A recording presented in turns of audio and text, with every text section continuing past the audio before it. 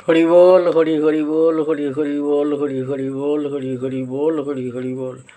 দয়াল দীনবন্ধু বল, হরি বল, হরি বল, হরি বল, হরি বল। দয়াল দীনবন্ধু বল, হরি বল, হরি বল, হরি বল।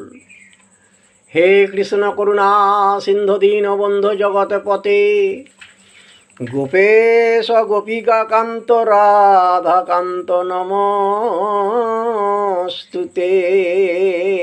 হরি বল, হরি বল, হরি বল, হরি বল।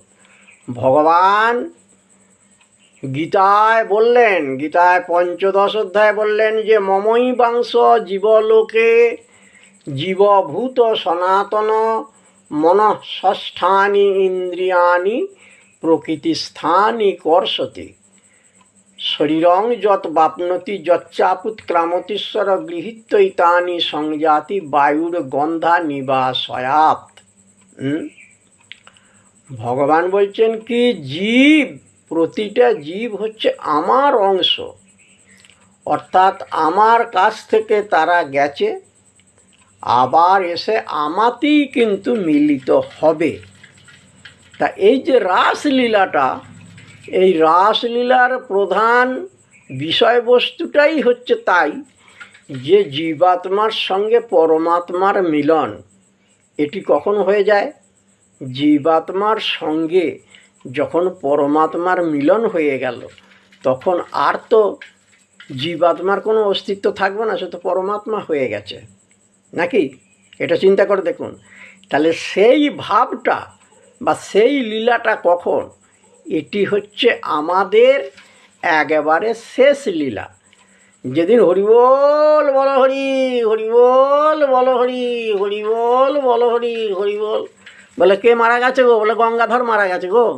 ও, গঙ্গাধর মারা গেছে না? হ্যাঁ হ্যাঁ হ্যাঁ হ্যাঁ হ্যাঁ।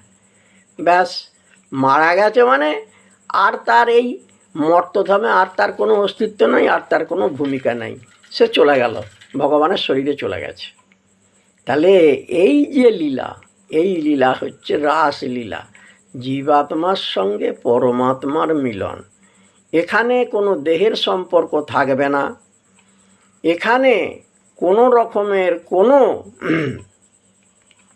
যে দৈহিক সম্পর্ক ভালোবাসাটা নিয়ে যে আমরা যাচ্ছি, ভগবানের কাছে যাচ্ছি, তা নয়। ভগবানের চরণে যে বিলীন হয়ে গেল, ভগবানের অস্তিত্ব পেয়ে গেল, ভগবানকে লাভ করে গেল, এইবার ভগবান আবার আপনাকে যেখানে পাঠাবেন আপনি সেখানে যাবেন।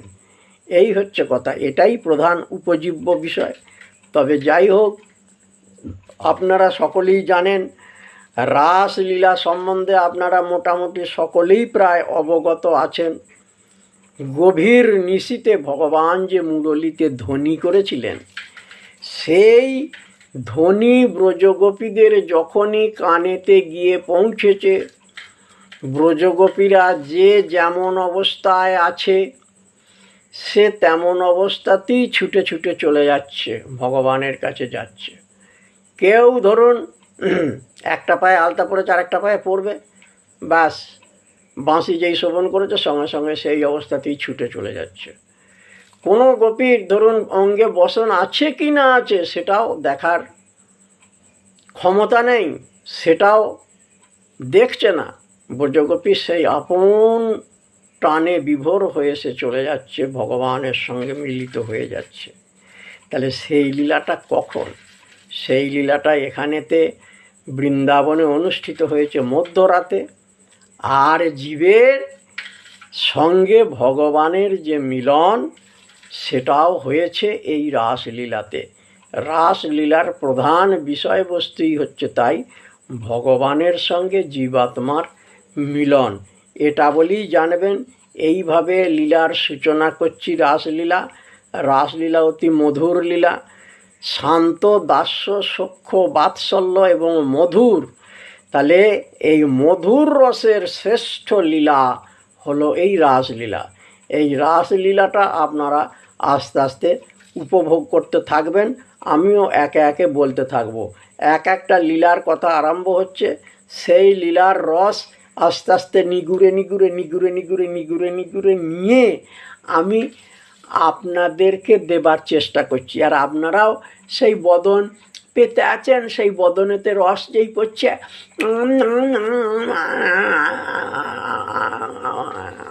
আর আপনারা সেই রস পান করছেন, খুব ভালো লাগছে, খুব ভালো লাগছে। হ্যাঁ গো, কৃষ্ণ রস, মধুর রস, এ আবার কখনো তিক্ত হয় নাকি? এ যতই দেবে ততই পান করা যাবে, যতই দেবে ততই পান করা যাবে। এ রস হচ্ছে অফুরন্ত রস, আর এ রসের কোনো শেষ নাই। আর এর রস পেয়ে কেউ বলতে পারবেন না যে আমি পুরোপুরি তৃপ্তি লাভ করেছি, এমন মাহাত্ম্যপূর্ণ এই রস। যাই হোক, আমার যতটুকু ক্ষমতা মশাই, আমি দিনহীন দরিদ্র কাঙাল, আমার কাছে অর্থকড়ি নাই, ধনসম্পদ নাই, সোনাদানা নাই, মণিমুক্ত নাই, কিছুই নাই। আমি কি নিয়ে, কোন বলে আমি এগুবো বলুন?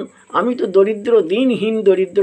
আপনারা একটু করে এই অর্থ সম্পদ, ধনধান্য ইত্যাদি যোগান দিতে থাকবেন, তবে আমি আস্তে আস্তে আস্তে আস্তে সেই পথ অনুসরণ করে এগুতে থাকবো। হরি বল, হরি হরি বল, হরি হরি বল, হরি হরি বল।